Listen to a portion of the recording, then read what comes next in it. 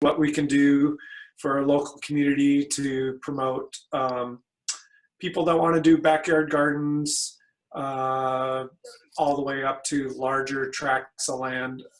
Hopefully Paul can join us in a bit. I don't know if you saw the document he put together about mentorship and larger tracts of land for more staple crops. Krista and I both are kind of cohorts in Sailor Seed Co-op, which are local people that save seeds of local heirloom varieties. And we founded the seed swap that happens early spring and other events community-wide, just to kind of help local resilience and people that want to grow their own food get the knowledge and tools they need to do that. So we're looking at, like, how can we scale this up and be more integrated with the city's plans and partner with lands that are not being used and other infrastructure that can help support local food resilience. So, Kristen, you can introduce yourself. Hold on a minute. I'm on both my phone and my computer right now. Oh yeah, that's why they get rid of the computer one. Thank you for introducing me. That was great. I don't know what else to say. I am pretty networked with the local organic farming cohort in our county. I'm also the natural resources representative on Whatcom County's food system committee, the advisory committee to county council, and we're working on our food system plan right now for the county. And I'm also networked nationwide and regionally with small scale, locally focused seed companies. So got a lot of different, and in addition to Latino farm worker support, Birchwood Food Desert Fighters, lots of community activists. So I'm kind of hanging around here to see how I can help connect groups of people together to support food security efforts.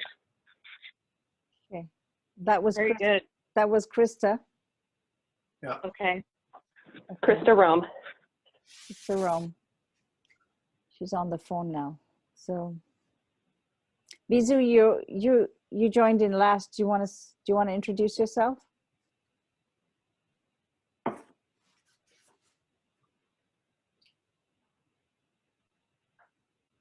Hi, Bizu. Hi. Can she hear? I think she's getting audio to work. Yeah, she can't hear yet. It's different on a phone than a computer. You have to click your picture to see the options to add audio. Oh. Hello. There it is. Got it. Yeah, connected. Yeah. Hi, Bizu. Hi, can you hear me? Hi, Yes. Bizu. Yes. Finally. Yeah, welcome. Thank you. So we you just like did to- a little bit of introduction. Do you want to introduce yourself a little bit to the group? Sure. Yeah, my name is Bazu. I'm from Ethiopia originally, and I work at Cascade Cuts. And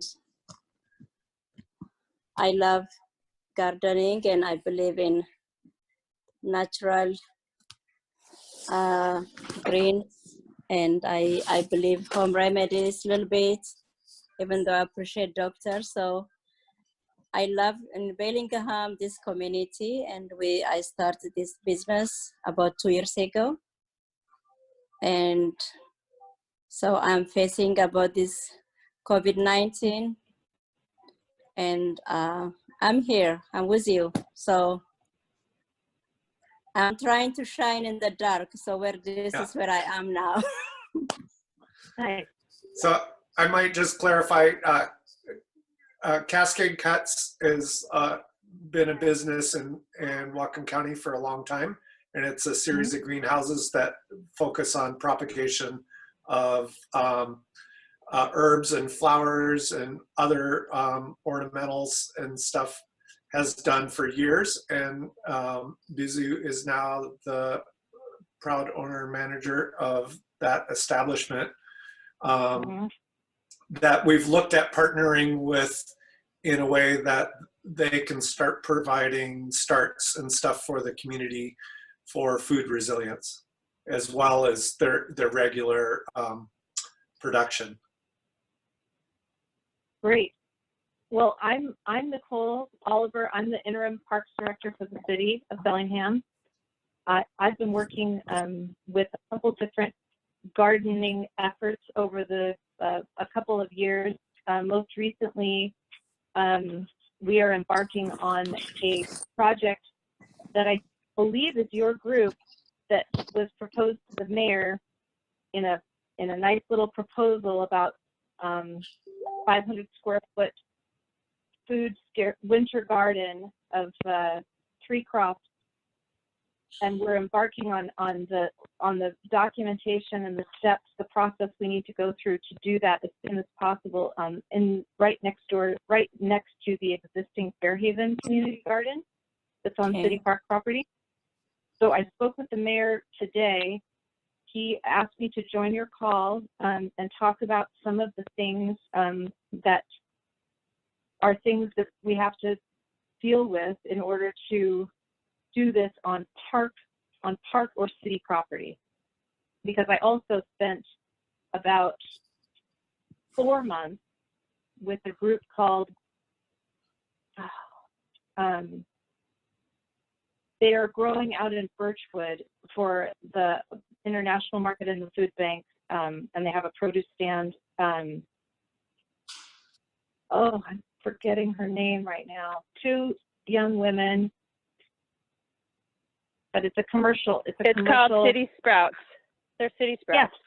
Yes. Okay, Absolutely. yeah. City Sprouts. Oh, City Sprouts, yeah. Trying Okay. to find them a new location on city property out toward the Alderwood neighborhood to try and also teach food resiliency, backyard gardening to low-income families in the Alderwood area.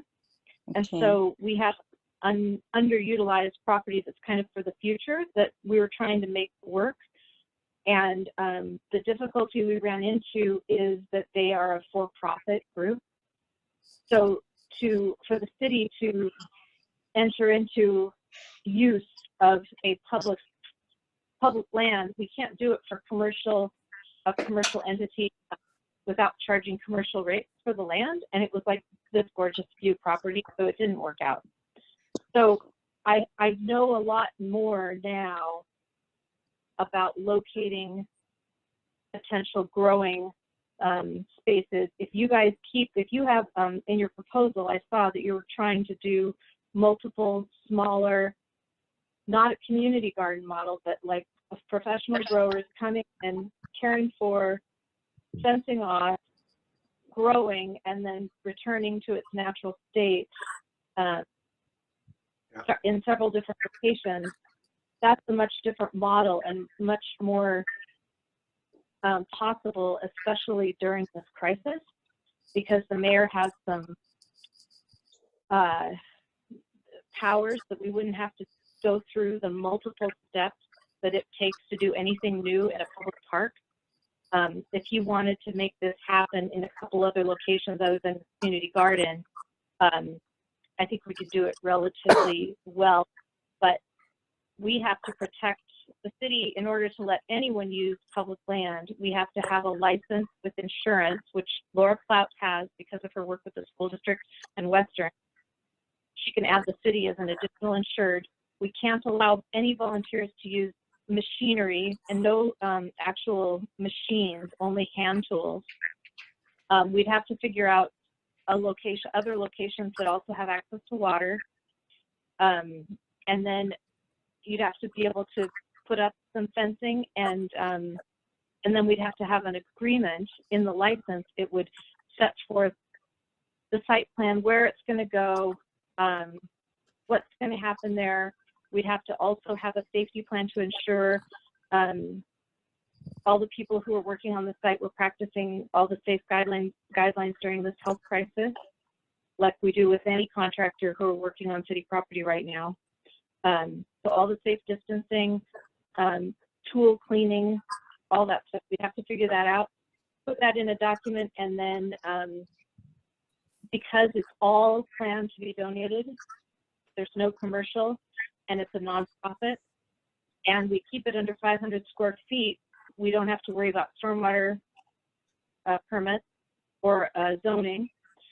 So that's kind of where I've landed with kind of the logistical side of making something like this happen, more than in addition to what we are definitely moving forward with at the Fairhaven site.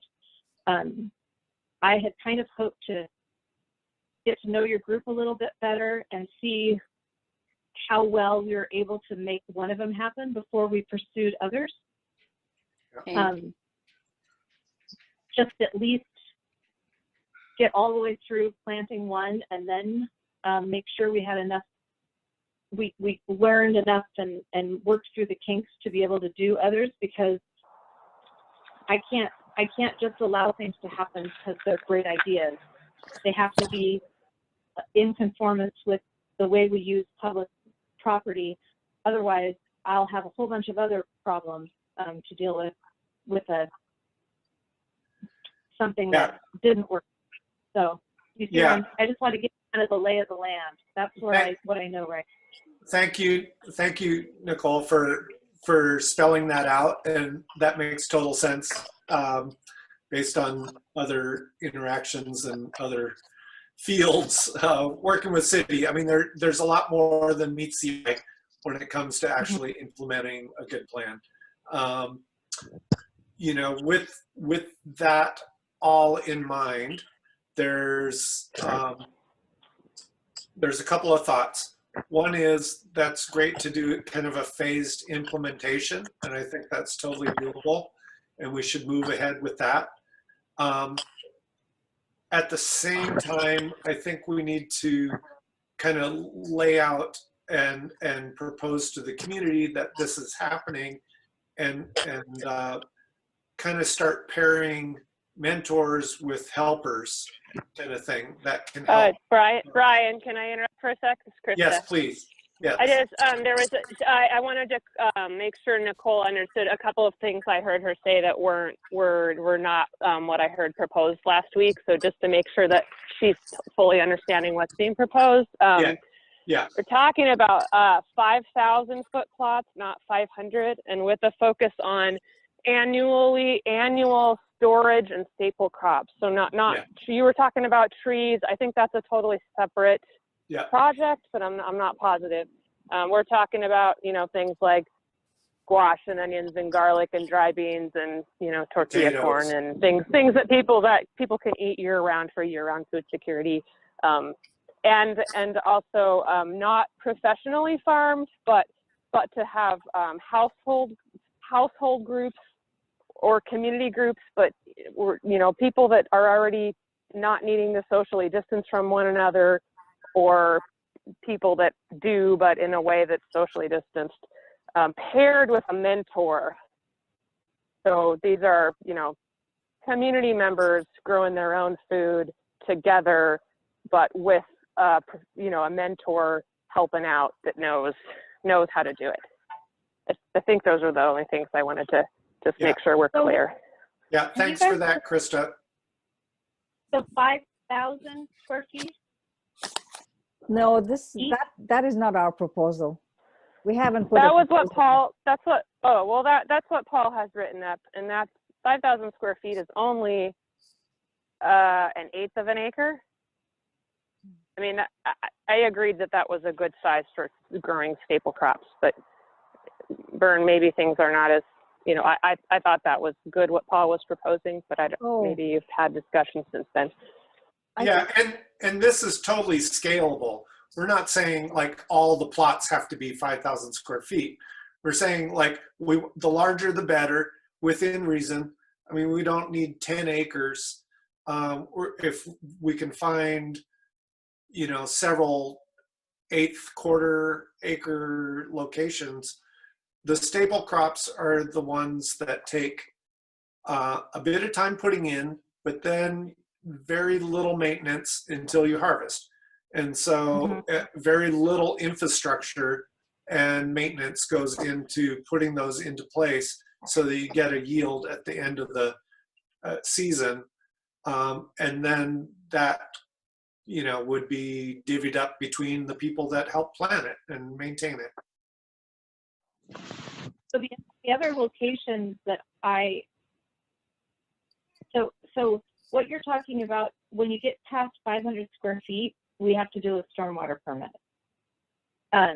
Because it's more than, I know it's crazy, but it's a high impact use because of water quality and stormwater. So when you disrupt more than 500 square feet of land on any property, legally you have to get a stormwater permit. So keeping it, that's one of the reasons I thought that you were keeping it under that square footage. But I did see in your proposal some bigger plots. I think the example one that was in the back with some pictures was pretty small. But if we're to do something bigger, there are a couple of properties that I think it could work. And if you could find a licensed, bonded contractor to help, then you can use machinery. But we still have to have some entity take control of this and take on the insurance responsibilities and manage the volunteers. Right now we have, you know, our volunteer projects are almost entirely focused on invasive species removal. So this would be a different type of program, which is something that I think we could enter into some agreements where you provide that type of education that's worth the public benefit, but we could partner on some of the fundamental, getting people informed about it, organizing work parties on a garden. You know, we could help facilitate a plan, and our time frame right now is really tight, because to do this on public property as a partner with the city, we're starting when we should be, you know, tilling up the soil to get into the season. So if you're talking about a larger scale thing, it would have to be something that we would plan this year and implement next year. How would this be for a workaround if we had multiple 500 square foot plots with wide paths in between to circumnavigate the stormwater thing? No, doesn't work. You can't do it. Okay. You can't do it that way. And also, well, so let's not worry about the permit part now. So how about cascade cuts? Pardon me? How about cascade cut, for example, how I can contribute? I have insurance, I have the license, and the business been there in the town. So how can I partner with you? Because I have about 12 greenhouse, and about the land is about 10 acre close to. And there is about 12 greenhouses inside. So if I can convert what I can contribute for the community, you know, that's why I'm here to hear. Well, I mean, it sounds like those are fabulous contributions. So maybe what I need to hear from you all is what you're hoping the city could provide to make this happen. How do you envision the city being your partner? For me, before even coronavirus, I was thinking that to contribute to change Cascade Cut as a community group or nonprofit organization. If I can change it that way, if I can contribute for community, especially before I was thinking that mostly single mom and mothers, you know, they don't have regular work time. They can work with their own schedule. And if I can contribute that way, and we can benefit, I can lease to that community the land and the greenhouse, and I can be part of it and work together. That's what I was thinking. That was long time ago. But now coronavirus comes and I have a lot of products inside. But after I finish selling, or if I cannot sell it, I don't want to see that plant drying on the greenhouse. I want to donate for the community, and the community, if they want convert it and they want to work to have, we are well-known cascade cut with herbs. And if we can put some veggie start or some kind of greens, and I start before to product, I start before a microgreen and to provide for school for the kids that they know that is they have a building a lot of immune system. And I study a little bit about microgreen. I start, but I was not fully ready. But now, if we convert it and for food security for our community, if I can work with the city, if they are partnering, or if there is somewhere I can compensate about the expenses, I'm willing to give. I'm not looking for profit or something, and we can work out together. I don't know further. So have you tried to find private property in people's backyards, like in Birchwood, where we could do some partnership programs where the city could help sponsor, somehow do something, but do it on private property? I never try. Yeah, well, this is we're thinking big picture. Like there's all kinds of scenarios. I'm getting people from small urban lots that want knowledge and starts and seeds and like all this stuff to get going. So I've been involved in this for a long time, for the last 15, 20 years. And we do the seed swap in the spring. There's all kinds of people that are already doing this, and they're showing their neighbors this. And I think if we come out with a little bit more of a concrete structure, there's going to be more people that come forward. I already know that there's several church groups that are doing garden mentorships with their neighborhoods, and the neighborhood associations that are working to establish more neighborhood gardens and stuff. And that's great for a few veggies that you get to harvest through the growing season, and we'll definitely encourage that. But when it comes to growing staple crops that we're looking to hold us through the winter, like squash and corn and potatoes and dry beans, they take a much larger area to be able to do that. And so that's where our hope, I guess, speaking for myself, of partnering with the city to find tracts of land where this could be doable, and then partner with a mentor or two for that given tract of land that's close to them, and they can help other people that help maintain that space. As far as like finding somebody with a contractor license to come in and till and whatever, I don't think that's a problem. I know lots of landscape architects and other people that are licensed and bonded, and can drive a tractor and rototill, whatever. I don't think that's a problem.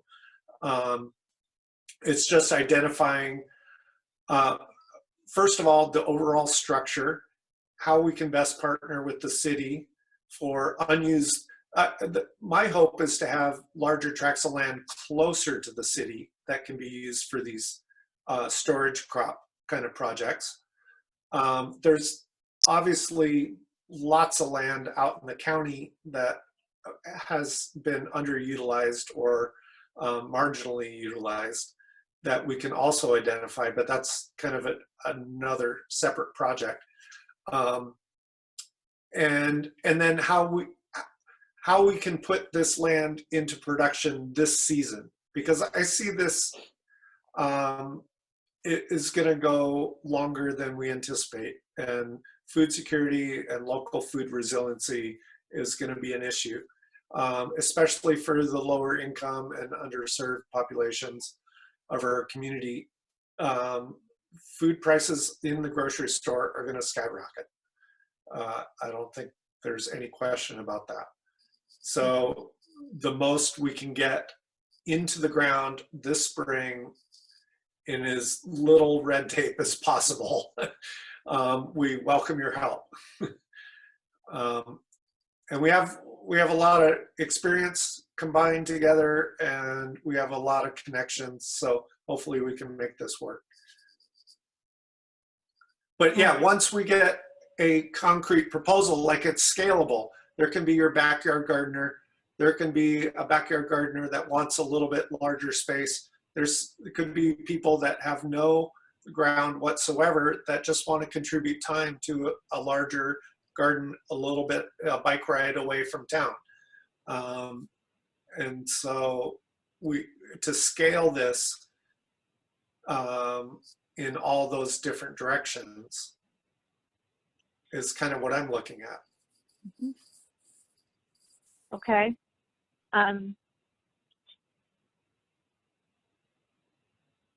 The properties that I've looked at where we have actually vacant property, the two that we were really exploring the most fell through because of, in addition to the whole commercial thing, the access to utilities, because the cost to bring a water service or restart it up was a lot of money, thousands of dollars. And then the one that comes to mind, I just, nothing happens quickly, especially right now when no one's in a building. So none of our processes are happening. We canceled all of our meetings. Anything that I would do in a park of any large scale, I would have to go through a multi-month public process to get approval under the current system. If we could find a location that had the things that you would need to have, and you had, the only one I can think of that is coming to mind is Van Wyck Park, which is quite far up at the very northern boundary of the city. It's a parkland that we've purchased for a future community park. There's it was historically farmed. It's got some orchards and some outbuildings, but there's a tenant in the house. And I don't know what their lease says. I think they're using all the outbuildings. I don't know if there's irrigation out there. You're talking 5,000 square feet. That's a big thing to just manifest quickly with the city government during a crisis. I don't know how to do it. So I just want to clarify, like, we don't need a big 5,000 square foot thing.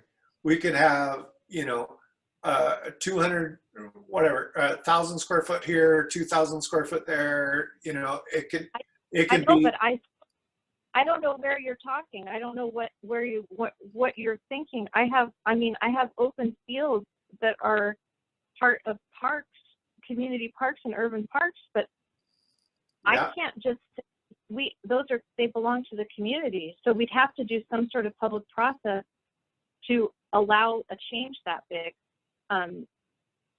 to the community park.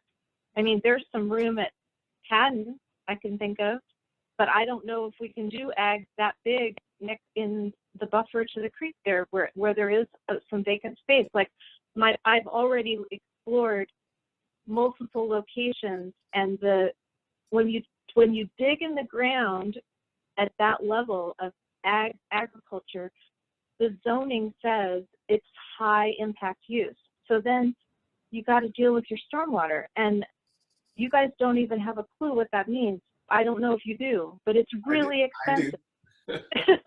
I do. That's why I think if we can try and keep it multiple smaller sites, I think it's a much easier to have that be able to happen this year. Yeah. So maybe I don't understand. Can you sorry, this is Krista. I don't understand this. I really don't understand the stormwater issue? I mean, everything infiltrates on a garden. Yeah. Where's No, the runoff? think concern? that, but I'm telling you that it was a big surprise for me as well.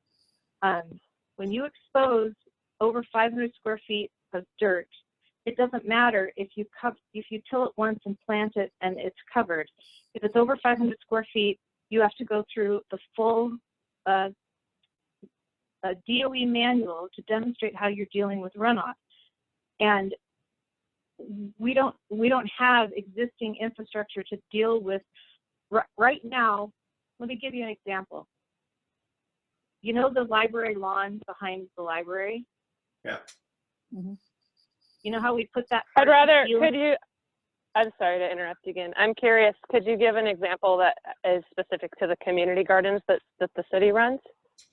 Do you know how they those are deal with it? existing. So when we're adding 500 square feet or less, you're exempt from the stormwater. That's why John Blesson knows that he could get that done quickly at the Fairhaven Community Garden, and we can move forward on that one. I'm not a stormwater scientist, but what I do know is the new regulations are very strict. And as soon as you disturb, and that doesn't matter how you disturb it, if you dig up the sod and exposing the soil, you're disturbing it, you're limited. And if you go beyond that, you have to treat the runoff. Okay. So does that mean that everybody with a backyard garden in the Birchwood neighborhood is required to get a stormwater permit? No, but Private. the city is regulated. Private. Oh, okay. That's why I'm begging you to find private property. I'm begging.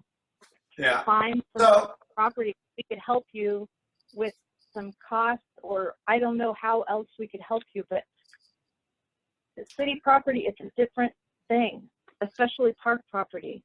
Yeah, I totally get that, and I really appreciate your feedback on that. And we will definitely look at those options.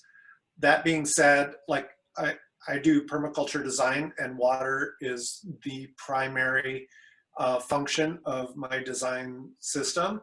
And all the water that, if I put in a garden place, all the water there is no soil runoff. I could easily like fill out one of the stormwater management where all that water is held on site, no problem whatsoever.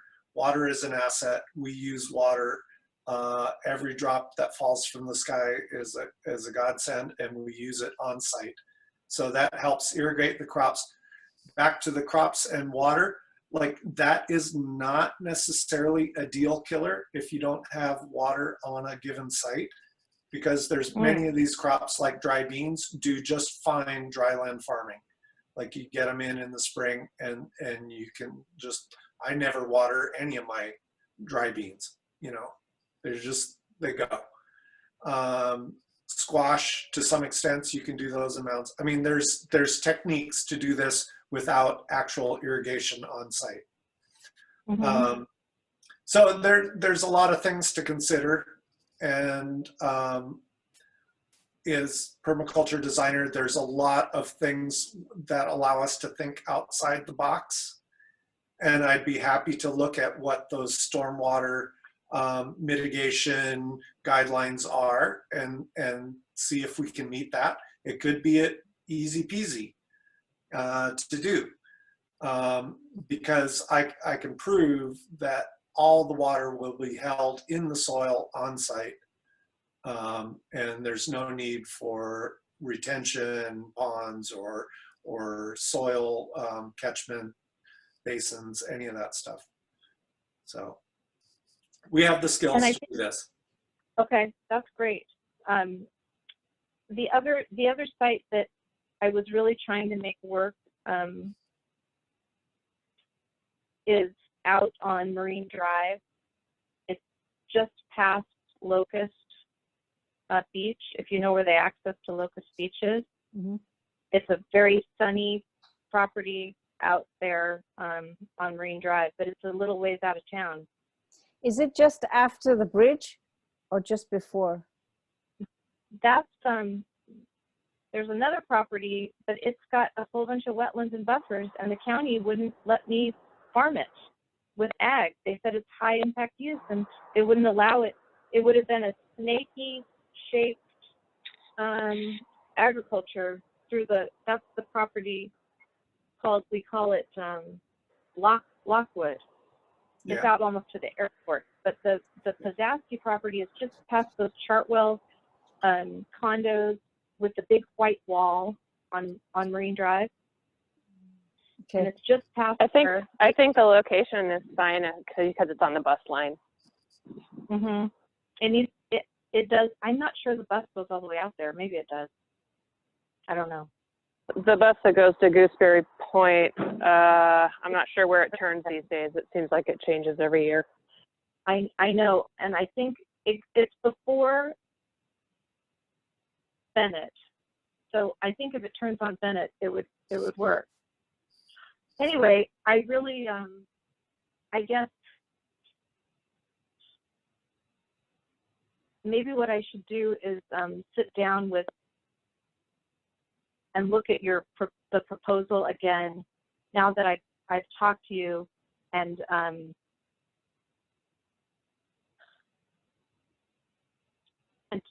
continue to pursue the one plot that we're trying to get happening, and see if there's some other plots that I'm not thinking of that we could do this at, that aren't by creeks, there aren't in sensitive areas, that aren't being used, that aren't going to be used soon for a park development. I've got, we buy property not just to hold on to it for no reason. The other property we just bought, that the press release literally just got issued this afternoon, is right next to Bakerview Nursery, and that's a former, they've been mowing hay on that property for a long time, and there's several acres, but I don't know.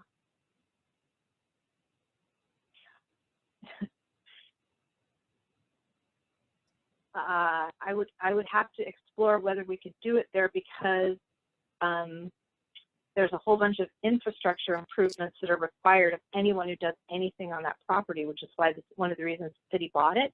But that's definitely not going to, it's going to take us years to do everything. We have to daylight a creek and blah, blah, blah. But we might be able to do a smaller one there. That might be another one if I could somehow figure it out. We don't, we just closed on it today. Oh, congratulations. So why don't I do a little noodling on your ideas, and maybe think if you guys can do some noodling on locations. I've also had the York Farm. We pursued we tried to find a place for them to expand a couple of years ago, and it sounds like it should be an easy thing to do, but it's not. Yeah. It's not an easy thing to do.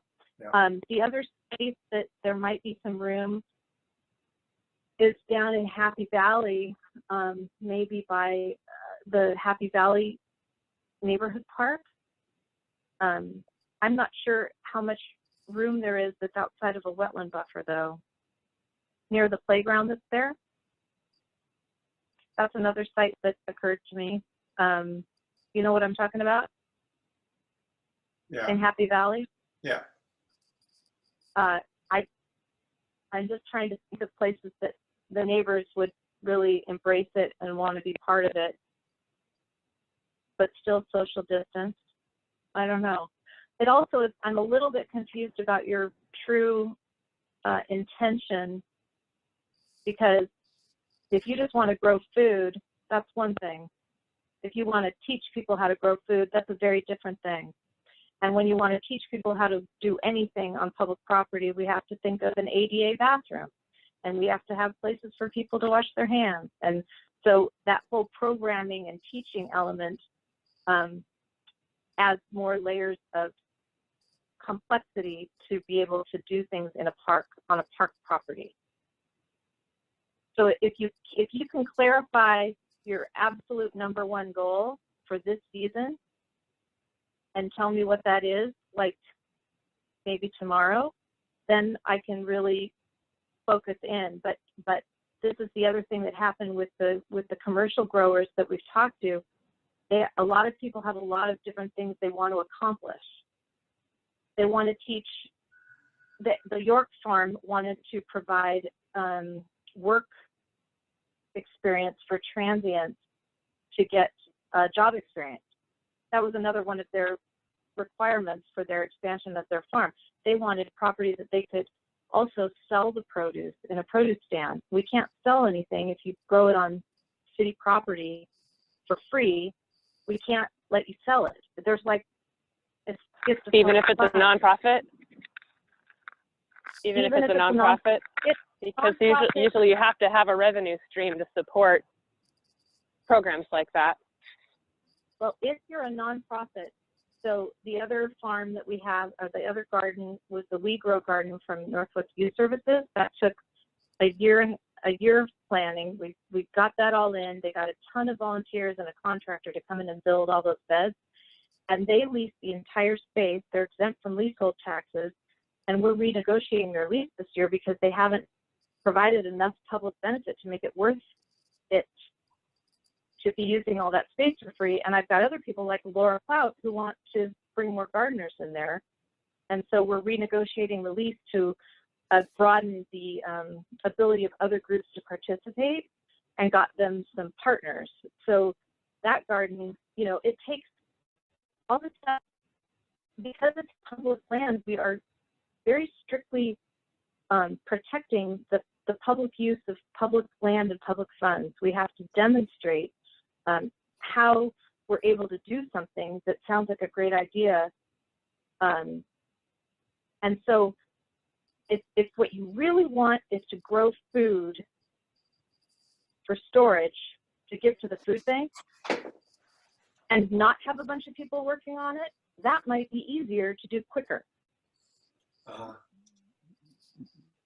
I think you guys, what I would recommend is that you narrow your focus. What do you really, I know you want to think big, but it's April and we're all supposed to stay home right now. One thing about the timing is growing a robust fall and winter garden, an overwintering garden, that actually the land work wouldn't have to start till June and the planting in July. That's true. True. But I do agree that private land would be easier for quick turnaround. I think we got excited with Seth's enthusiasm, and definitely over the long term, there's a lot of folks who've been wanting to work with the city and the county for a long time to get more community food production going for food security. So it's good to start the conversation either way. And I have finally got in this recently updated pro plan the policy behind it now. So we have the policy that we needed to be able to fund some of this stuff. So I just need the focused, I need you guys to focus. Okay? Yeah. All right, I'm gonna go cook dinner now. So I'm gonna report back to Seth tomorrow. He asked me to check in with him in the morning. And I'll tell him that we're gonna regroup. Let's see, tomorrow's Wednesday or Thursday? Yes, Could we regroup again on Thursday?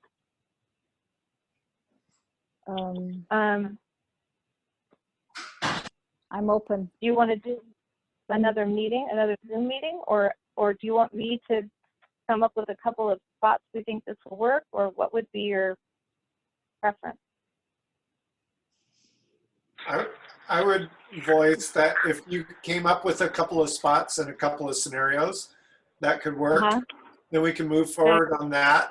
And then we will also look at putting together a proposal for private landholders as to how they can participate in this process. And I just had a little quick question about like if we're, you're talking about teaching. So, and I'm talking about like mentoring. So it's not like they're holding classes on site. We're just like helping prepare the spot, providing seeds and saying like, this is your spacing and just put the stuff in. So I don't know. I've been an educator for years and years. It's different than holding a class. So it's a mentorship kind of relationship. And hopefully you have people that have some knowledge, skill set that are working in those groups. So it's a little bit of a gray area. I totally understand that. But I think we could have a workaround that is that this is like a mentorship type program. It's not like a class per se. So we're not holding class on site.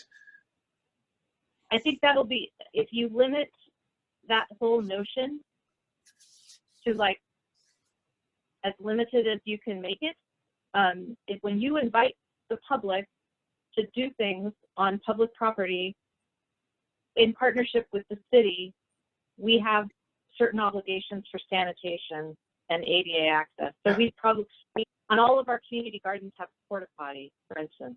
Yeah. That's what, so then you have to just,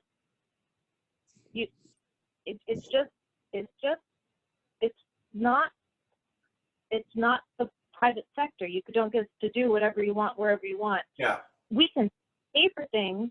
We can support entities doing good work, but then we also have to go through a competition, a competitive, fair process to say who wants to do this thing that we're thinking about doing, and make sure that everyone gets an equal opportunity to get the money to do this thing they want to do. So that's the other piece of this whole little puzzle.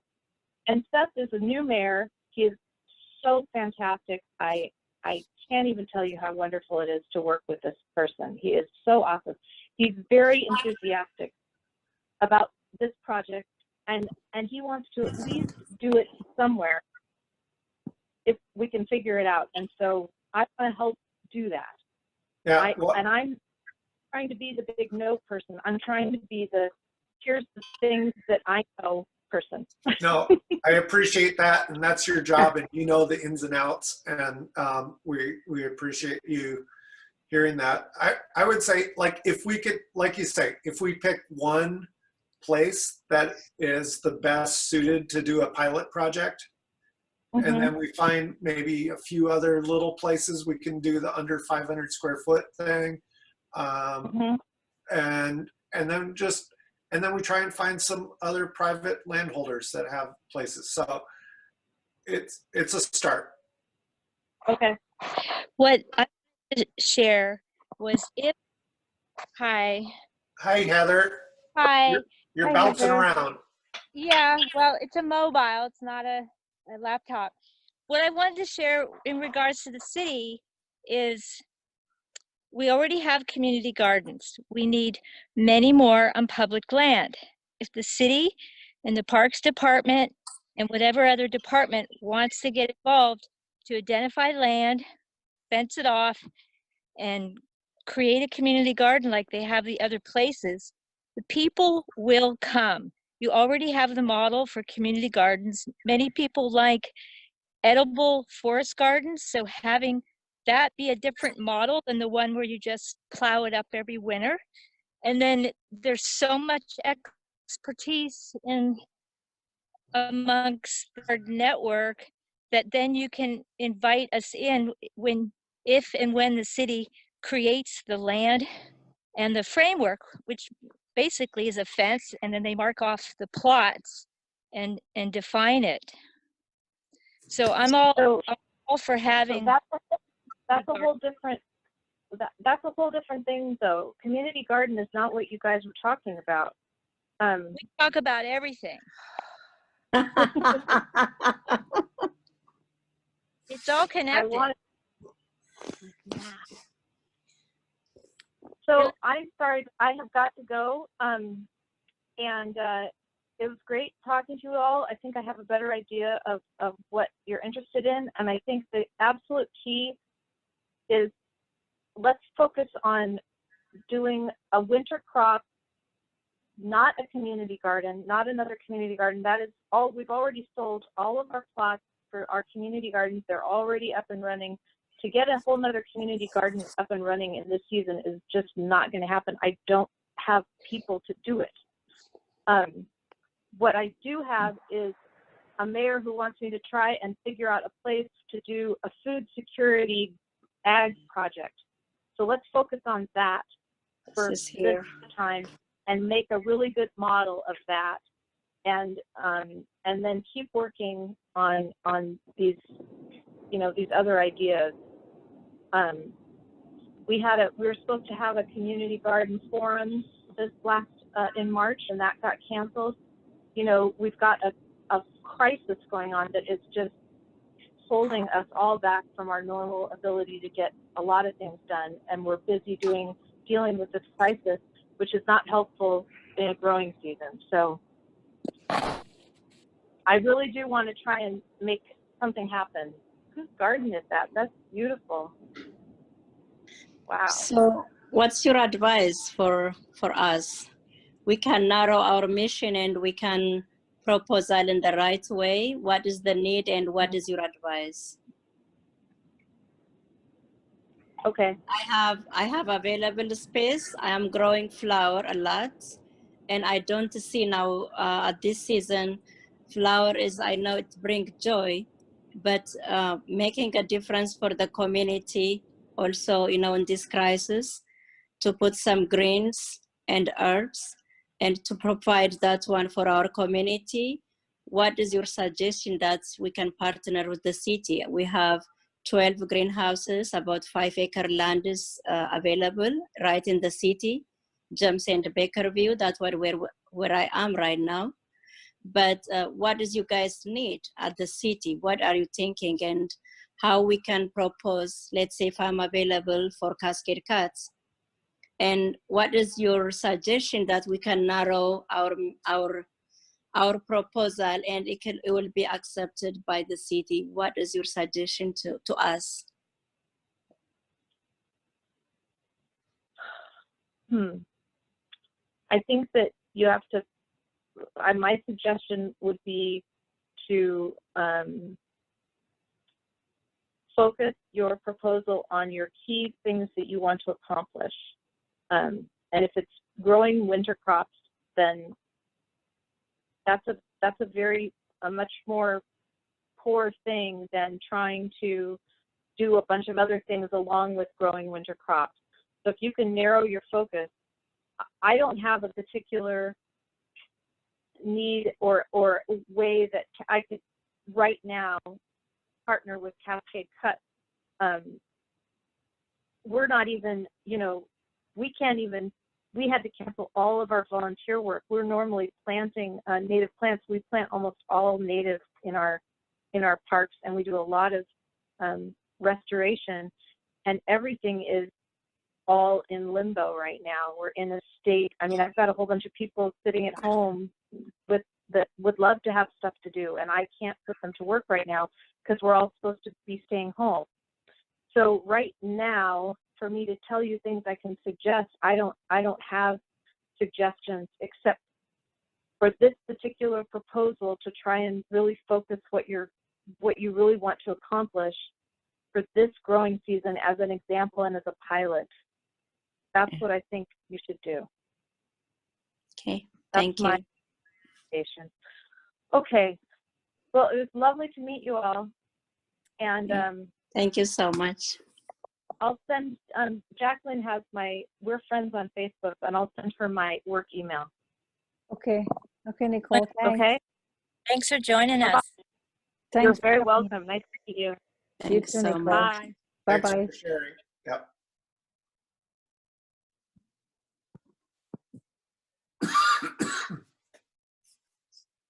Oh, this beautiful area. Okay, so kind of reaffirms a lot of things that I've heard and in dealings with city.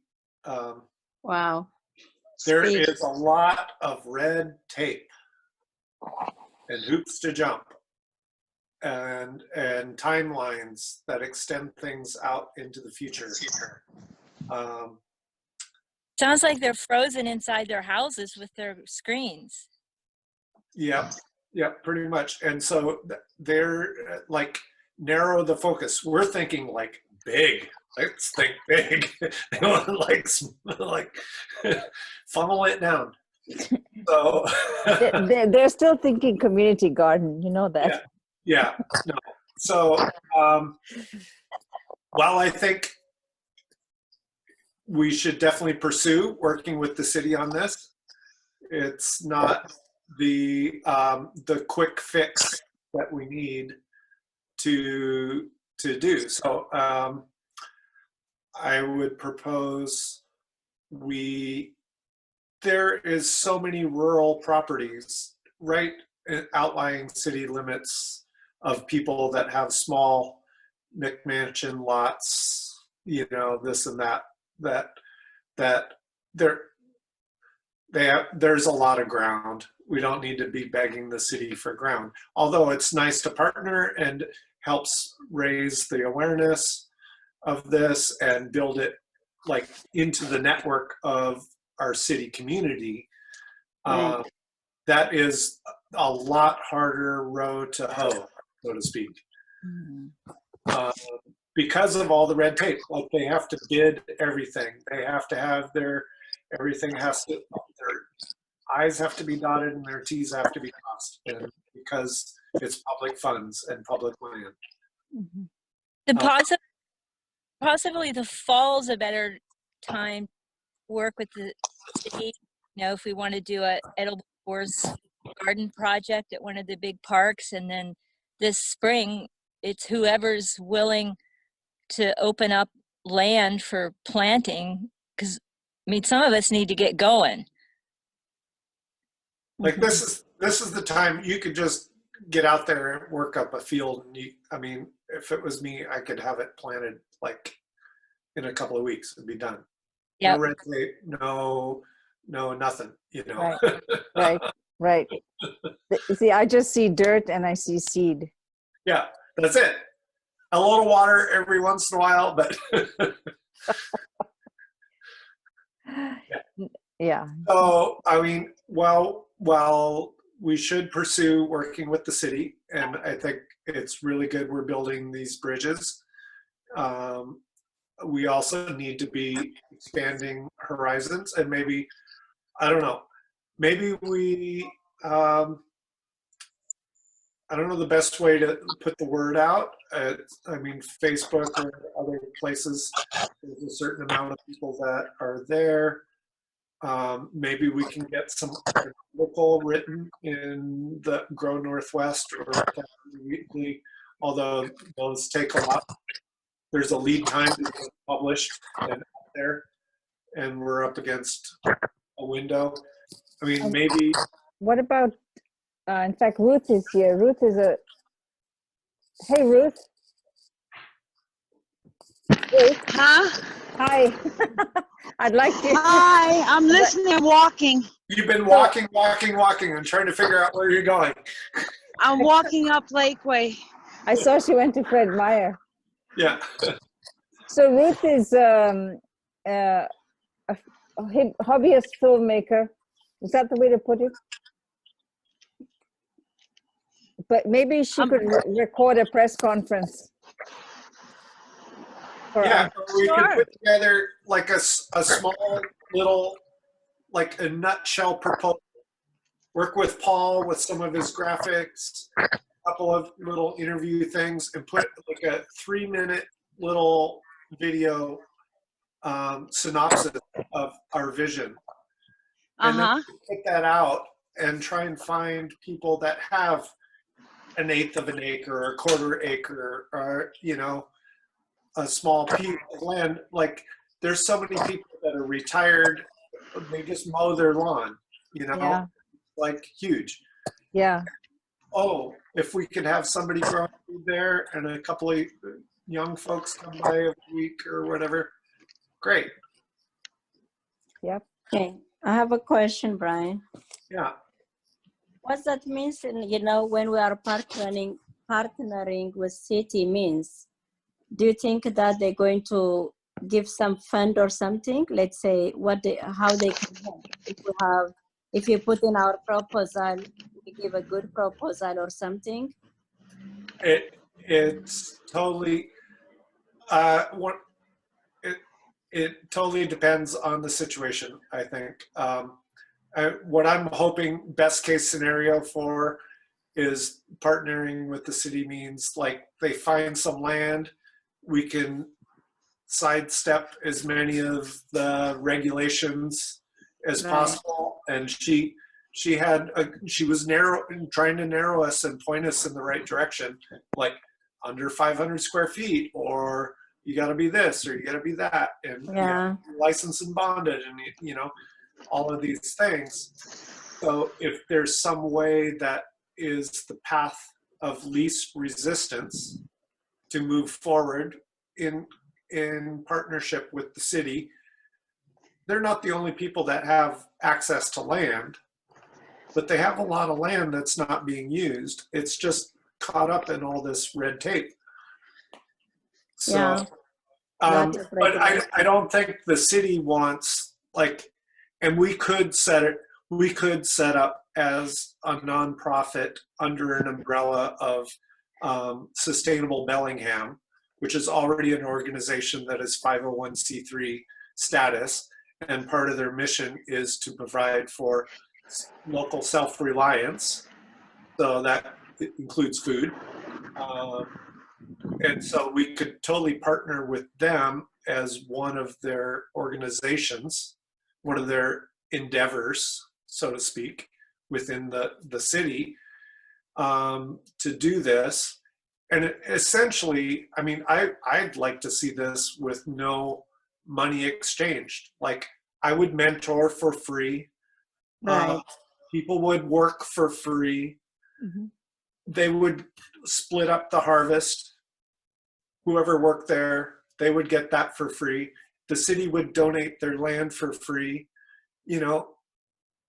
It's a win-win-win in some situations. Obviously, there's some things and some expenses, like somebody has to rototill and they have equipment and they have to pay their license and bonding fee or whatever. I mean, there's some expenses, right? So maybe people that work there and get some of the produce back, they pay a membership fee of $10 or $20 or whatever, and that helps cover some expenses. I mean, all of this can be worked out. This is all the fine details. And so we're looking at like the big overarching kind of architecture that holds this group together. Right. So if we are, I know it is too rush, but whatever the dream you have and others group of people we have, if we are establishing like non-profit, we can get fund from the city or we can get fund from us. At the same time, there is always access to volunteers to come into work. Yes. So when we say that, even when we are submitting to city or for myself or for anybody else, if we can establish non-profit and like Bellingham Food Security or something like that, it could be under some umbrellas or it could be, by itself. And if we can establish non-profit and, we can have some board members and we establish, and this is our vision, this is our mission, then people clearly, they will understand, we have to, that will make us to come in one page. And even now when I am selling when I'm selling now for the community, my plants, and we can give, even if we can donate, we can give some donation for that organization if we can establish that way. It will come known, and we can have some startup money. And let's say even if we can start Cascade Cut, if I make through this, if I can sell my plants and everything, half of it, if I turn it out for the nonprofit, while I can give free for a while, and in the future when it's growing, you know, that nonprofit, it can rent that place or it can grow, some future can happen. So if you're really concerned and thinking we can make a change, we can make a difference, can be happen this way. Well, that was as my desire about long time ago to take some teachers to Ethiopia and the things now, but everything has changed. We don't know what is tomorrow, but I believe that, you know, with this dark time, there is, I read some news, you know, there is a lot of company closed, but are also a very, very few idea it bright up and they open business at this time. You see, this one for food security can be one for Bellingham. If you are thinking this way, I don't think it's a bad idea when we give proposal. Yeah. Mm. So, I mean, just to tie into what you said, and thank you for that. There is already an organization, and it's been around for I don't know, at least 10 years, maybe a little longer, and it's Sustainable Bellingham. That's nice. They're the sponsors for the seed swap that happens every year. They have been the sponsors for the Skillshare Fair that has happened for a number of years. They have been a vehicle that helps support other enterprises around local self-reliance. So that is a framework that's already established as a nonprofit, and That's good, have yeah. different arms that they do: education, agriculture, seed, skills. So they do different things, and they can funnel funds and stuff through the nonprofit to entities that are doing projects within our community. So that's already there, and well established. What we would need to do is put together a proposal to the board members of Sustainable Bellingham and say, this is what we want to do. Can you support us? That's And it, yeah. they would do that. I can tell you right now, because there's only 3 board members, and I know them. So Okay, so that is Sustainable Connection or Sustainable Bellingham? no. So there's 2 different. Sustainable Connections is different, but they Okay. would probably support it as well. Right. Sustainable Bellingham was founded before Sustainable Connections. Wow. And they've been around for a long time, although kind of more the alternative group. So they're not particularly well funded or well organized, I guess you would say. I would say Sustainable Bellingham is volunteer It's based volunteer. salary, where Sustainable Connections that was started later, that's more businesses that are making money, and it's much more profit Corporate funded. Yeah. funded. You won't. Years ago, they were not interested in things like community gardens because that doesn't make a profit. Yeah. Is the profit model, and the other is the community sharing model. Thank you, Heather. Okay. So I think we could build on what Paul's presentation is, and he shared that as a Google document, and we could maybe look at it and flush it out a little bit, like I was talking about scalability. So this could be backyard gardens. This could be 500 square foot places that fall below the threshold of the city's requirements. And then this could be like larger tracts that we have to abide by certain city requirements.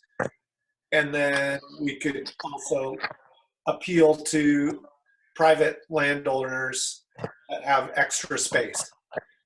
And then build on the model of mentors workers, harvesters, you know, and the share of the bounty. So really this is not a new thing. So this is your common ground etiquette that was practiced all over Europe and most parts of the country. People don't own ground. It's like owned by the community. It's common ground, right? True. But Yeah. people work it. They run animals on it. They do agroforestry projects. They do annual crops. They work it, and they bring it into its health and abundance, and they share in the bounty from that effort. So this is really about building what we could see as common ground here in Whatcom County. Mm.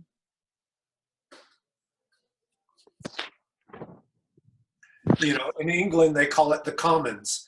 So you have like a village, and everybody has their own little plot in the village, but around the village, there's what's called the commons. And that's like the bigger open space. In permaculture, you call it zone 3 and zone 4. You know, it's like the pasture, it's the meadow, it's the bigger staple crop area where you grow wheat or corn or beans or, you know, those kind of things.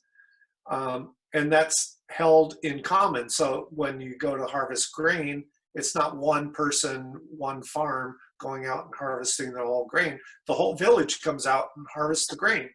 And they have a big threshing and everybody gets part of it. And that's part of the commons. Also, woodlots are held in common so they can get their firewood and their timber and all of that. So in permaculture, the thought of the commons is multi-dimensional. It's for farming, it's for building community, it's for building resilience with learning how to work with your neighbors throughout the seasons. So this really kind of brings us to a bigger picture of how we paint our community. You know, that I think that has to be said just to rephrase this whole way of thinking. And it's so bad that, I mean, I understand how all the regulations have built up and grown, and but oh my God, it's Liability is everything. It's liability. It's like public trust. It's land. You know, it's all these things. I understand how it got there, but it's strangling us. You know, how do we work outside of that so I we think can get out of that stranglehold? right. I think also reminding them that people don't have land to start with, especially people who live in apartments in the city. Starting with them, saying, where is their common ground? Where's their right to some land? Yeah. I think the perspective, putting it in a different perspective. Well, that's where the needed. commons come into place. So it's like, I've seen some videos of people in downtown LA, and they're like just road planting the planting strip in the meridian in between freeways, you know, with stuff. And it's like, nobody's taking care of it. I'm like, I'm doing it, you know? So I think we haven't really pitched it correctly. These guys are trying to fit us into what exists. no, exactly. The where the check boxes and the little markers are. I mean, Right. and yes, I agree. there's a way to move forward like that, but we also can just encourage people to plant stuff everywhere. That's true. Guerrilla style. That's what Yeah, it's called, right? That's it. Overgrow the system. That is true. Very true. This is what the movement is about. It's like recognizing your right to some land. Yep.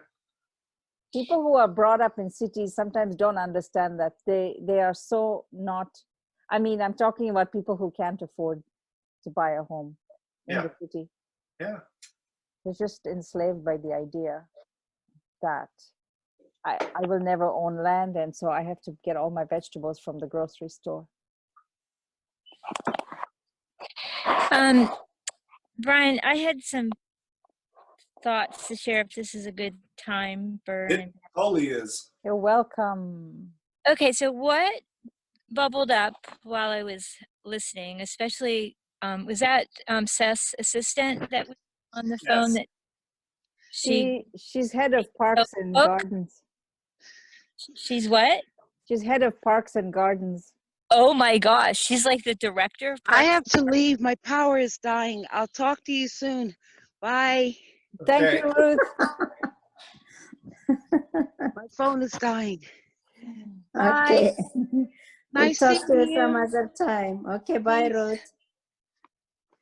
Well, where in the city is the biggest group of gardeners that also are aware they're in a food desert? And that would be the Birchwood Hood. Birchwood. And you know what park is there? That's Squalicum Park. It has huge Yeah. acreage. Huge. And then it bubbled up in my head like, oh, we're all so busy. It's time to plant spring. We're not going to like take time to go through all their city hoops. And I remembered there used to be a big pumpkin patch in Barclay Village before Peoples put a Yeah. big bank on top of it. It was a great, it like pumpkin squash is one of the very first edible you can plant if you want to transition to an edible forest garden. So I remember that was a success, and I thought, I wonder if there's something that we as a collective could communicate to Paul, and then we could, like, education or mentoring, that's simple, right? And then we could offer it to some of the Birchwood Hood people to see, hey, are you guys interested in growing some food, trees, shrubs, perennials, edibles, the whole range, people and pollinators on one of your parks. And if that neighborhood had the interest and they had another second group that was saying, oh yeah, we back you, that would support them, and it might get our foot in the door long term to have a forest garden, to have a greenhouse on public land. I don't hear anybody having the time and devotion to do that right now, but the Birchwood Hood, there might be people Yeah. that Paul even knows. Yeah. So that's really awesome, Heather. And that triggers a couple of thoughts on my part. One is like squash are a pioneer plant. So like it's the first thing I plant if I'm trying to break new ground. So I Right. put a pile of manure, like all these different places, and I plant squash. And then they like take over the whole place, Yep. smother out all the grass, and then the next year you put chickens in there and it scratches it all out, and then it's like beautiful planting area.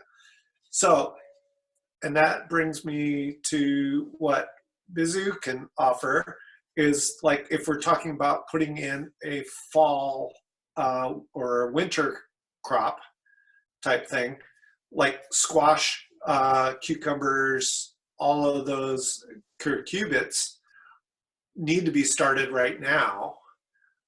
Okay. Even if the ground is like you don't plant it out until the middle of May, right? So we've got several months to plant that out, and then you get like your winter harvest squash, your all your acorns and delicatas and kombucha and all those other winter squash, and that's a pioneer crop. So if we don't hit and I was thinking about all the different plants that you could start to put out, and it's like, yeah, grains and beans, that's like a lot of little plants that you have to like put out. Corn, it's like a lot, but squash and cucumbers and that kind of thing, that makes sense.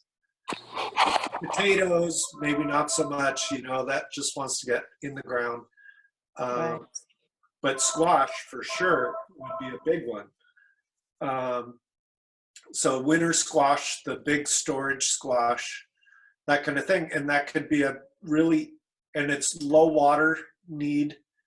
You just do your piles of manure and it's an early succession plant to pioneer an area for later development. Right. Yeah. Well, that's possible, you know.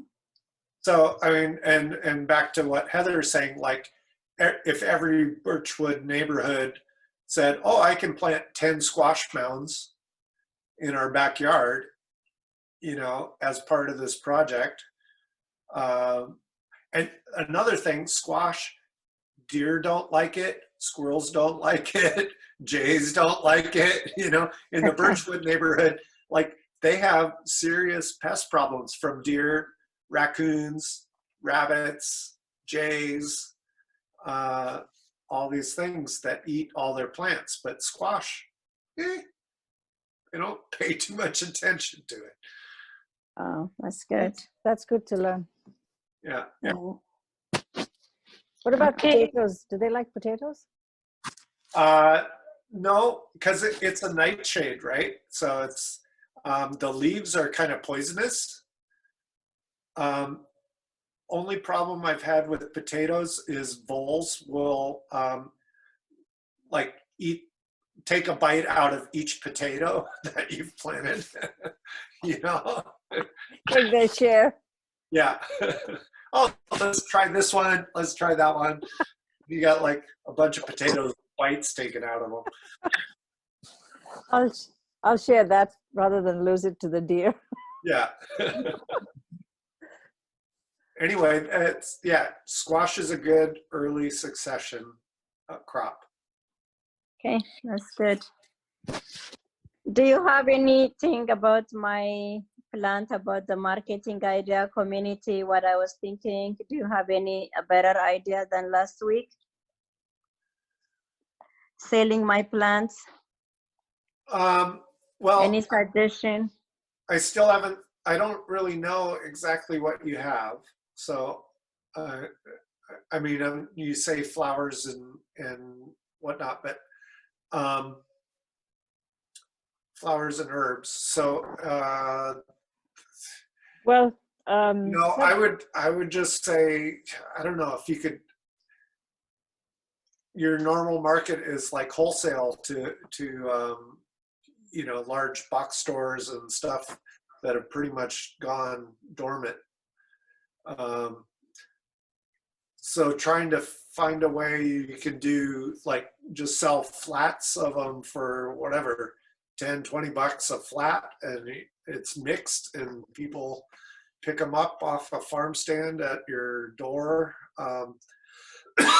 You know, I think it's easier to do something like that, set up a little kiosk or farm stand outside. Right. I mean, you have a lot more than you can sell just from a farm stand or kiosk, but I think if you start offering vegetable starts as well, like here's vegetable starts, but here's like all these beautiful flowers as well. And, you know, you can take the whole thing for like 50 bucks. There's like a bunch of, Right. you know, and people would probably go for that. Okay. That's just my quick thought. You know, if you start, I mean, personally, I've been getting all kinds of requests for like, what kind of starts do you have? What kind of seeds for like edible things? So I mostly deal with woody perennials, so berry bushes, fruit trees, that kind of thing. But I always have some veggie starts and other things around as well. So Okay. they You do wholesalers or just you do retail? I just do I mean, we're a super small scale, so it's just retail people that come by here. I don't ship anything. Where are you located? Around in Bellingham? Yep, on North Bellingham on Laurel Road. Laura Road, okay. Okay. Do you know a good salesperson, you guys? What's that? Do you know any salesperson?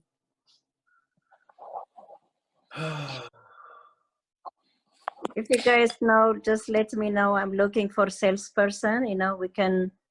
Like somebody that goes store to store, or just No, at least you know in the place where I am, and you know, if somebody can, if I can marketing now through website, and I think somebody can stand with me and sell understanding about flowers.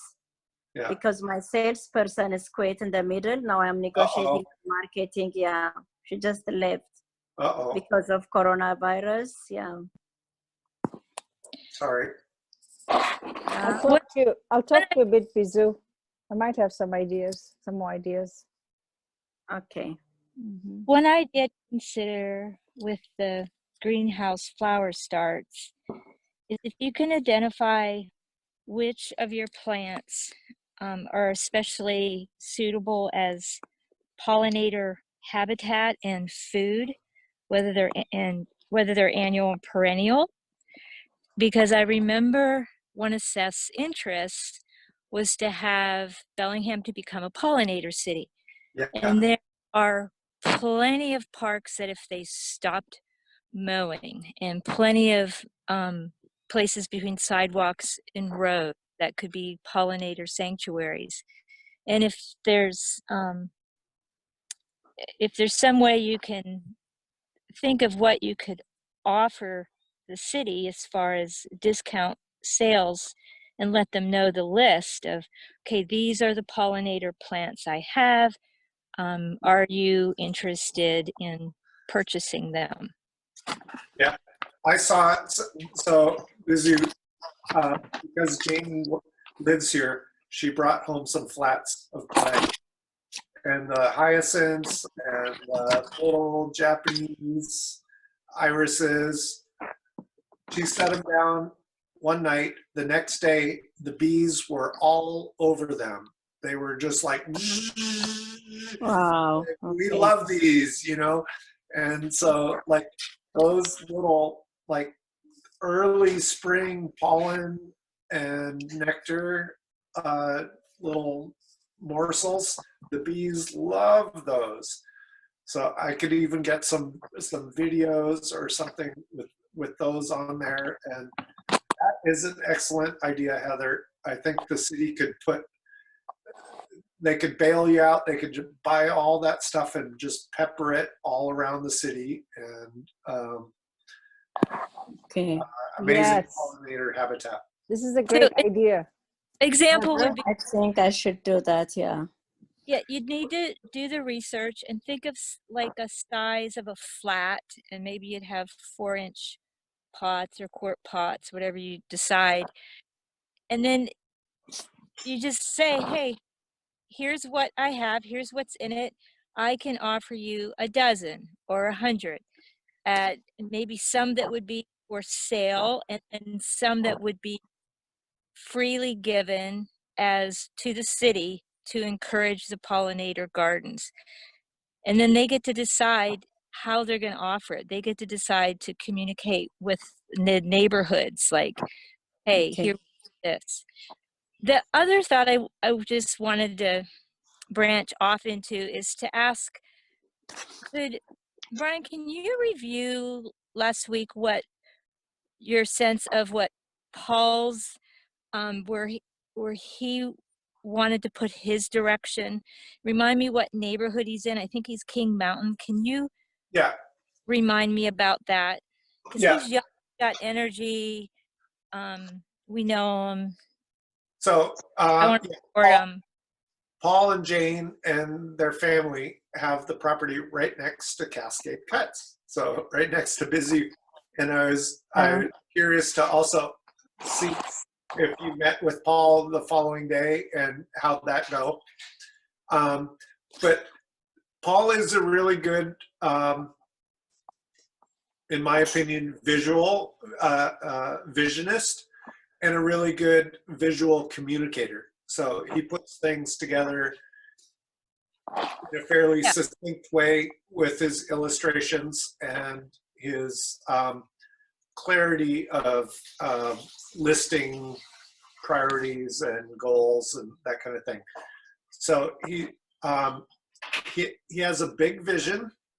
He works on Terra Phoenix Design, which is a permaculture design team that works worldwide. They've done things in Greece and Belize and otherwise. So he has a very large picture scope of what. That's Bullock's business. Yep. Bullock Brothers. Yeah. Yep. So he is really strong in that field. He also has a fair degree of hands-on knowledge, and he and Jane ran a business for a while called Urban Homestead, where they installed edible forest gardens and edible shrubs and hedges throughout the city, and have worked extensively with the school garden program of Laura Platt. So yeah, he's a really good integral component to this design team, and I would definitely call him in to put this proposal into perspective before we fully launch it into the community. Mm-hmm. Okay, so it sounds like he's open to, if somebody has a strong focus for putting their energy towards implementing something, it sounds like he would be interested in that because he can broaden his vision down to his gifts of artistic presentation. Yeah, and I mean, just to be totally clear, like, he's an amazing illustrator. He has like hundreds of illustrations you can see in the Practical Permaculture book that's been Yep. published. He can draw on all of these illustrations that he's already drawn and show how all this stuff can happen. Like what I'm forgetting your name already, from the city, saying about like Nicole, there you go.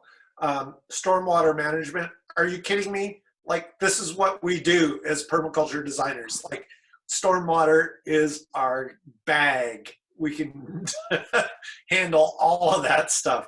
And so he has illustrations on all of that, like swales, ponds, retention ponds, rain gardens, however you want to term it or design it, we can do it.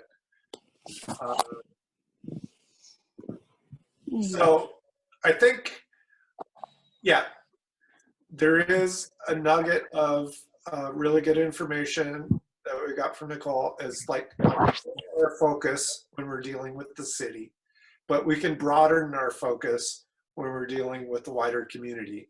Mm-hmm.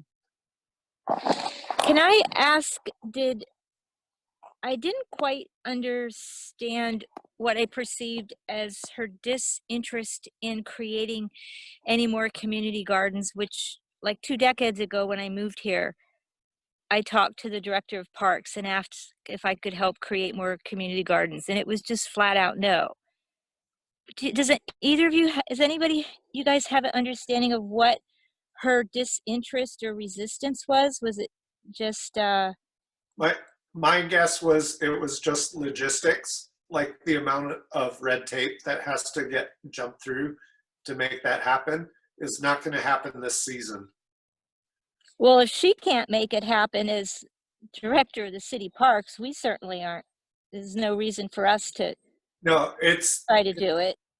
it's about licensed and bonded contractors that work the land. It's about irrigation. It's about fencing. It's about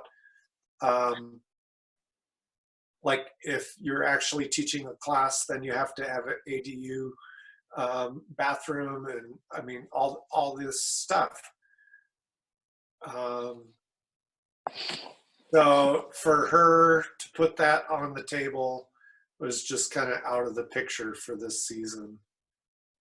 I wasn't aware that any of the community gardens even had accessible bathrooms, like the Lakeway site. I'm not aware of them having any public bathrooms there. I don't think they do, and not even at the We Grow Garden. They don't even have a porta potty. And obviously, it's lacking. I mean, that's between, I don't want to talk about our hospital, but some of the gaps in our community is there's not public bathrooms that are accessible for So hours a day. this, my take, Wash hands even. my take is there is a total disconnect between, like, there's people that read regulations and cite regulations, and there's people that implement. And so it's like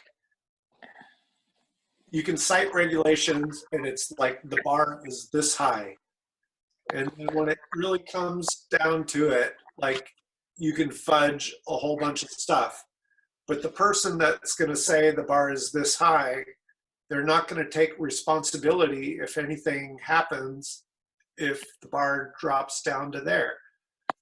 And so nobody's willing to sign off on any of this stuff if all the way to the top of the administrative criteria. You know, they're just not going to sign off on it. They're just not going to say, we can do this. We can fudge this. We can do that, because it's their ass on the line. Okay. Yeah, I totally with that. They're not used to thinking with their heart. It's all about what they know in their head. No, maybe they want to think with their heart. I'm not saying they're Deep down they do, but they have a job. but they have, Their job says that this is the criteria, and we have to adhere to this. And there's all these checks and balances that have been voted on and whatever. And that's how they're established. right. And so, as much like I heard her, I want to help you, but here's what I'm dealing with. And so I'm not putting anything, against her. I No, get what she's not her dealing with. personally. It's like, how do we navigate? It's like a boat. The usual, You have to navigate the rocks. the rapids. Well, Bizu, let's make a start. I would like to spend some time looking at your inventory list and doing some research on pollinators and food. Yeah, and that would help us too. If we knew what you had, we can help. But I don't know. Yeah. Would you like to come and visit? No, I've been there numerous times. Yeah, I have all the list. I was having all the list is about, but I don't know right now what they have, what we have. Yeah, well, if that was Inventory list, yeah. if that was available, you could just share it by email, or if it's a Google Doc or something. Okay. Janet, if you can get an update on what you have Okay. on that sheet and then scan it, I can would help. like to start the research. I can help research on pollinators and stuff like that, pollinator plants. I mean, in pollinator plants, like, some are early season, mid-season, late season, so it moves through the whole seasons of Okay. what you want for pollinators. So if you can say, oh, this provides nectar, this provides pollen and nectar, this provides this, and these months, this month, this month. So I'm familiar with putting together those kind of spreadsheets on pollinator plants throughout the season. There's a really good chance that earlier owner Allison already has information spreadsheets on. We should Which- pull Allison into this. Yeah. Yeah, they'd have that, yeah. Okay. Is this the previous owner? Yeah, Allie. Yeah, It's good. Alison and Paul, yeah. Paul. Allie is actually an expert on pollinators and insects, and she was one of the founders of Cascade Cut. So if they left you their information, I assume that I don't know what the current ownership is there. I sort of missed that piece, but if her or Tom left any of that information, it would already be in the Yeah. file records. Yeah, I will look that for sure. We have, yeah, we have the current list also. We have it, and I will look. For me, my main thing says if we are turning to food, and, in the future, how is going to work that? And that is what I'm thinking. I know one is the main thing is to sell what is the inventory I have. The second one is to turn it to veggie and to turn it to herbs. We already have herbs. And how is going to be this group is going to work out? That kind of thinking I have in my mind. So you guys, you can think about it. Yeah.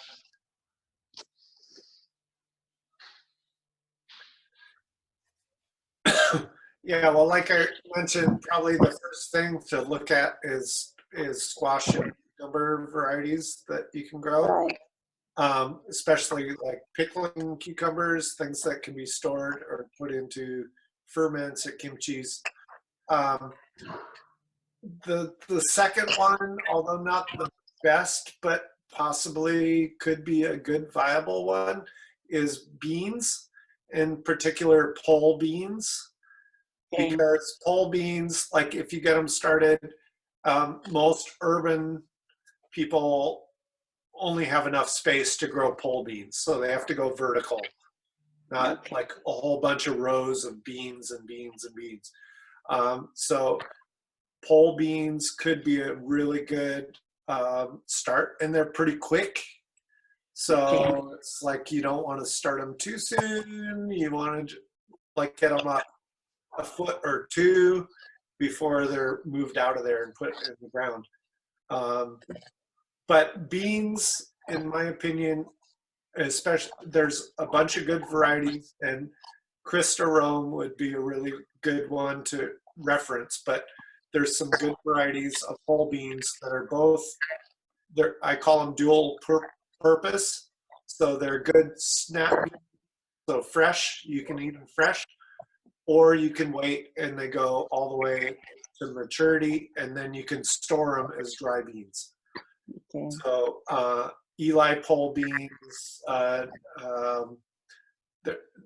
Kentucky Wonders. There's a bunch of different varieties that do well in this climate that are dual purpose.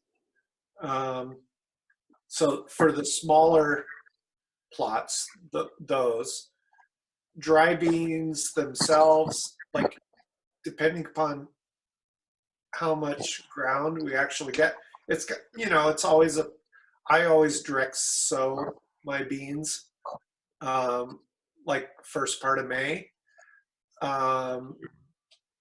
as seeds in the ground, and they go fine. But smaller plots, you may want to transplant those in there as little starts. Mm-hmm. So, but you don't want them too big. You want them, Right. 6 to 7 inches tall before they get transplanted. So, and then grains, wheat, barley, oats, any of those kind of grains, corn even. That's best to just get direct sowed. It's hardly worth transplanting. Although, talk to Krista about it. She does transplant corn, but the timing is critical. Mm-hmm. Mm-hmm. Okay. Okay. Because corn has a deep taproot, and if it gets corn like this tall, like taproot's like twice that big. Yeah. Yeah. Okay. All right. I think I'm Are we I'm just complete? wondering, I think I'd like to talk to Nicole about permitting people in the city, just trying to get their way of thinking changed, to lax up on, if they allow people in the city to grow either in containers or in available space in between medians. So here's my thought. Like, I see it happening all over the UK. Like, people just take over ground and start growing, and the city just like ignores them. You know, it's like, Then maybe we should start it with a guerrilla gardening event. Get all the That's it. donors of soil. it's like, can we get a map of all the ground that we could maybe be growing on, and then and then you guerrilla garden it.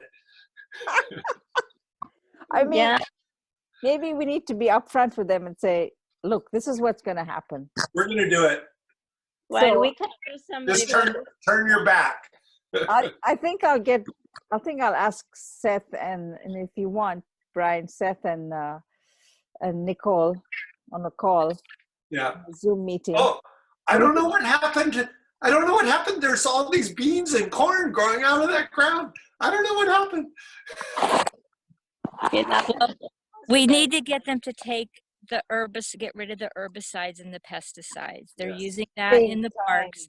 Big And anything time. plant, they can just mow it or spray it. So if we get them focused on pollinator garden, it gets rid of the chemicals, it gets rid of the Do that. mower. Okay, the- we're going that way then, Heather. That's excellent. I think that's the thin edge of the wedge. Yes, Pollinator gardens. yes. And you could grow beans. Pollinator. Beans. Okay, Because everything we eat is flowering, and the pollinators like flowers. So edibles are part of the pollinator garden, but framing it for the city's desire to be, pollinator city garden. Get rid of the herbicides and pesticides and stop mowing except maybe once a year at a specific time of year when you're not going to harm the pollinators' habitats.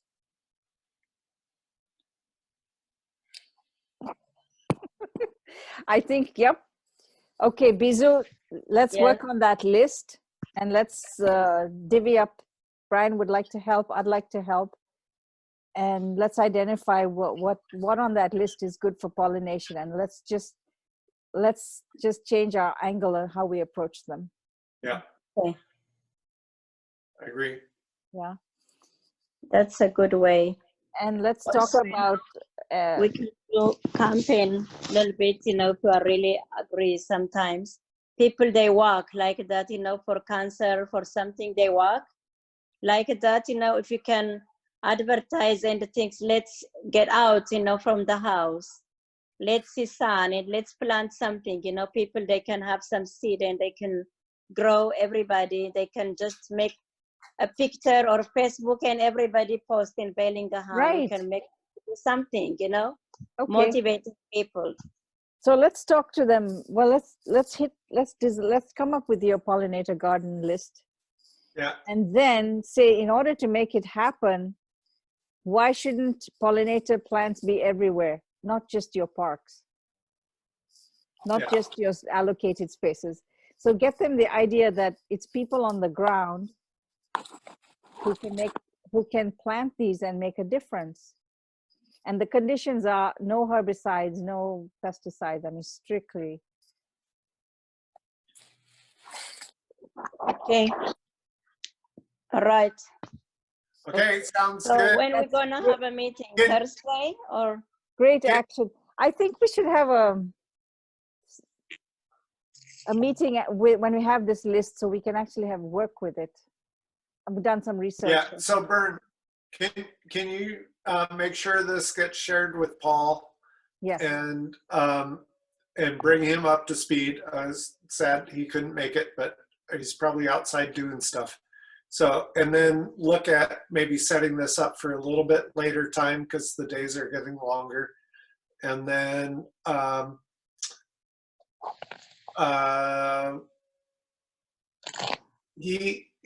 he has started a group Google document that we can add to. So create that as our working document. Okay. And then we can come forward with a better, like, defined presentation to the city, and then like our broader presentation to the community. I think we really have to define it as two different approaches, because the city has clearly a whole different set of criteria. Right.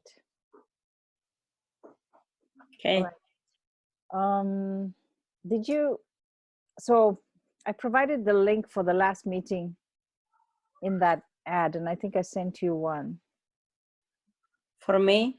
No, to everybody in the event. I put the link there, but I'll also put it on my website. Yeah, so I would say there might be a need to just do like a working group and then a community group. You know, just until we get through this kind of transition phase of getting things implemented. And I would definitely encourage like a community group meeting, like talking about urban gardeners, what's people's interest, et cetera. But then also a strategy meeting that's more like a working group of how we put this into place. Okay. That's true. Okay. So what time did you think the meeting should be? About 7? I don't know. It's 7 right now. It's still not dark, but it kind of overlaps with people's dinner time, but it's hard. People are home all day these days. So it could be in the morning. It could be at 10 o'clock a.m. or something. I don't know. Oh, first thing in the morning. Like Could be 9. first thing in the morning. It could be after dinner. It could be 8. But some people are like, you know, don't want to talk to people at 8 o'clock at night. Yeah. Can we try for a morning meeting? Yeah, we can. I mean, I've been doing other meetings at like 9 or 10 in the morning. That's normally when I do computer time, and then I go out once the clouds lift and the sun comes out. Yeah. Okay, let me set it for 9 o'clock next Tuesday, 9 in the morning. That could work. And then for our group meeting, how about when you have the list, Bizu, Yeah, let- I'll send it out. by Thursday. I can have Thursday morning Okay, or tomorrow evening. I'll try. Yeah. okay. And then we'll divvy it up and start doing the research, and then we can set a meeting among the, like a work group. Yeah. Okay, that's good. Okay. Okay. All right. Thank you so much. Thank you. Thank Thanks you. for hosting, Bern. Yeah. Thank you. Thank you, Heather. Thank you, Bizu. Thank you, Go Brian. out, get a Good night. last little bit of sun. Yes.